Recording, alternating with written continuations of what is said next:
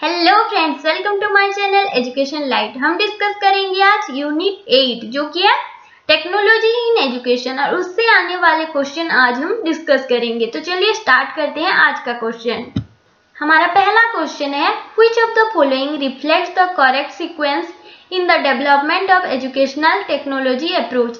Educational technology का कौन सा करेक्ट सीक्वेंस है उसके डेवलपमेंट के हिसाब से, वो हमें बताना है। तो जल्दी से मैं ये बता देती हूँ।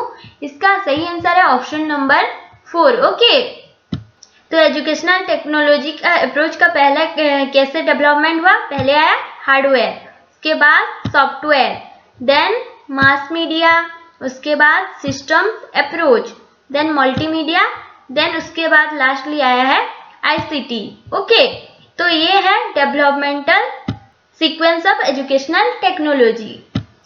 नेक्स्ट है, match the two sets in terms of their congruence as evidence in educational technology. Select the appropriate match from the code given. तो हमें बताना है कौन सा किसके रिलेटेड है। तो सेट 1 में पहले हमें दिया गया है मोडालिटीज ऑफ टीचिंग। तो इससे रिलेटेड क्या है? Training and conditioning. Modalities of teaching में क्या आता है? Training and conditioning. नेक्स्ट है स्टेजेस ऑफ टीचिंग। इससे रिलेटेड क्या है? Interactive processes in teaching. Teaching के कितने स्टेजेस होते हैं? 3 stages, pre active, interactive and post active. हमारा नेक्स्ट है levels of teaching and learning. तो इसमें आता है understanding and reflective forms of teaching. और लेवल्स ऑफ टीचिंग लर्निंग कितने लेवल्स में डिवाइड है? ये भी 3 लेवल्स में डिवाइड है। कौन कौन सा? Memory level, understanding level and reflective level. ये है लेवल्स ऑफ टीचिंग। नेक्स्ट है हमारा इंटरेक्शन एनालिसिस प्रोसीजर। तो ये कहाँ डिस्कस किया गया है? नीड फ्लैंडर्स 10 कैटेगरीज में। ओके, जिसे कि हम need Flanders interaction analysis theory भी बोलते हैं। नेक्स्ट है हमारा प्रोग्राम्ड इंस्ट्रक्शनल टेक्नोलॉजी। ये रिलेटेड है हमारे ब्रांचिंग प्रोग्राम्स से। तो इसका सही आंसर है ऑप्शन नंबर 3। चलिए चलते हैं next question. Which of the following statements describe most appropriately the meaning and scope of educational technology? In statement में से कौन सा स्टेटमेंट एजुकेशनल टेक्नोलॉजी का मीनिंग एंड स्कोप को इंडिकेट करता है, वो स्टेटमेंट्स हमें बताना है। ओके, तो इसका सही आंसर मैं बता देती हूँ। इसका सही आंसर है option number 1। Okay, educational technology implies of technique to optimise learning. Learning को ऑप्टिमाइज करने का टेक्निक है एजुकेशनल टेक्नोलॉजी। ओके, तो ये एजुकेशनल टेक्नोलॉजी के मीनिंग को अच्छे से डिफाइन कर रहा है। नेक्स्ट है हमारा educational technology entails an effective system design to ensure intended learning goals. Okay, जो हमारा लर्निंग गोल है उसे अचीव करने के लिए एजुकेशनल टेक्नोलॉजी बहुत ही ज्यादा इफेक्टिव है। नेक्स्ट है हमारा educational technology promotes concern for effective, efficient and economical teaching learning systems. Educational technology क्या प्रमोट करता है? Effective teaching learning, efficient teaching learning and economical teaching learning system को ये प्रमोट करता है।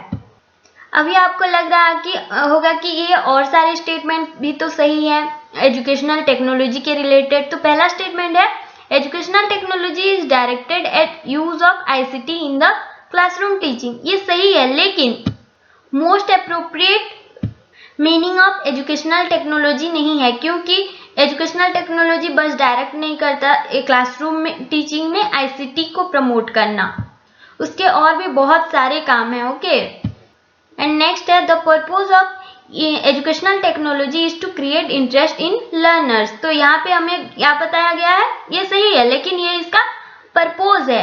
तो हमें बताना है meaning and scope most appropriate जो है, तो ये हो गया पर्पज।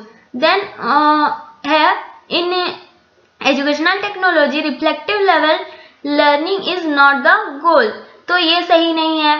ओके, तो अभी चलते हैं नेक्स्ट क्वेश्चन।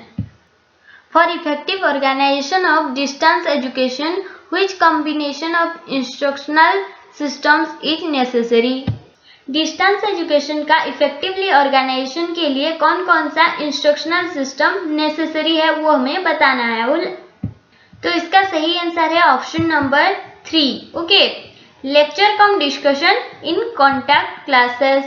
नेक्स्ट है हमारा modular instructional materials with emphasis on self learning, self learning को फोकस करता है। ओके, नेक्स्ट है specially prepared CDs and DVDs to be made available to students, CDs and DVDs available करवाते हैं students के लिए।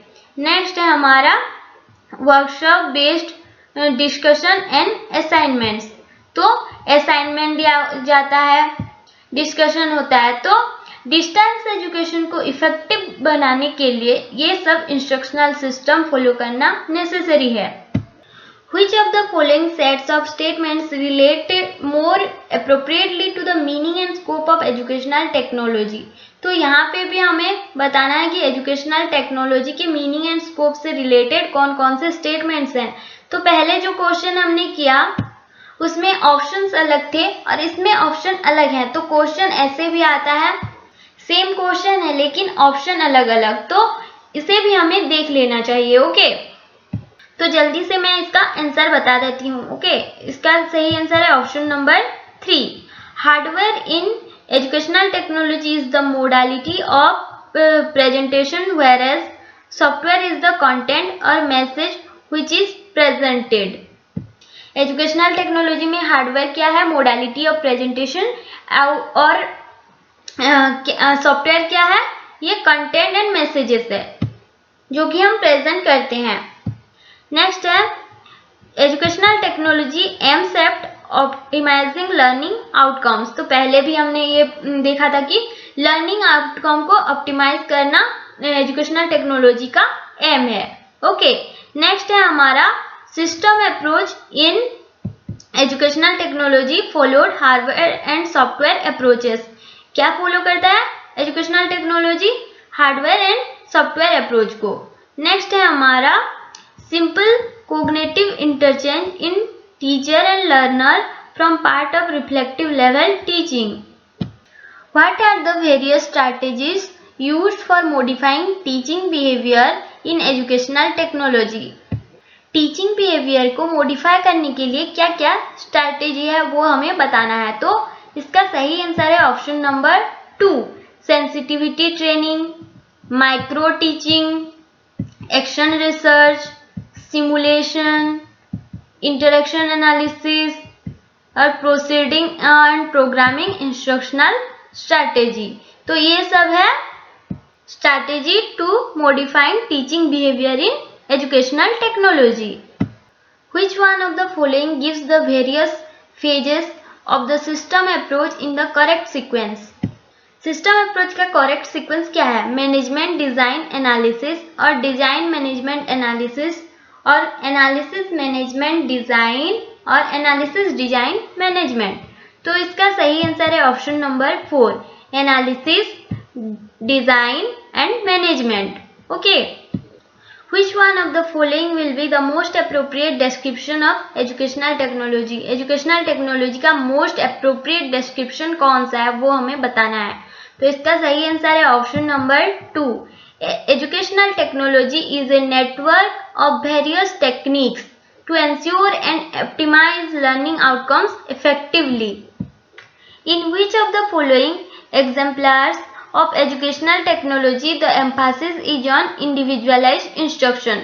इंडिविजुअलाइज्ड इंस्ट्रक्शन पे कौन फोकस करता है, programmed instruction, discussion sessions, simulation और इंटरेक्शन एनालिसिस। तो इसका सही आंसर है option number 1, programmed instruction. Programmed instruction focus करता है इंडिविजुअलाइज्ड इंस्ट्रक्शन पे। ओके, तो आज के लिए बस इतना ही। एजुकेशनल टेक्नोलॉजी की जो बेसिक कॉन्सेप्ट है उससे बहुत ज़्यादा क्वेश्चन आ रहे हैं और बहुत लेंदी क्वेश्चन भी आ रहे हैं, तो आपको बहुत ही कंसंट्रेशन के साथ उसे पढ़ना है बिना डरे, क्योंकि बहुत लंबा क्वेश्चन आ जाता है तो बहुत लोग डर जाते हैं कि इतना लंबा क्वेश्चन, बहुत टाइम हो जाएगा ये वो। तो कंसंट्रेशन के साथ एक बार पढ़ेंगे तो क्वेश्चन को समझ आ जाएगा आपको। ओके, तो आज के लिए बस इतना ही। आई होप ये वीडियो आप सबको बहुत ही हेल्पफुल होगा और एग्जाम को कुछ ही दिन है तो बहुत अच्छे से पढ़िए। All the best. Thank you.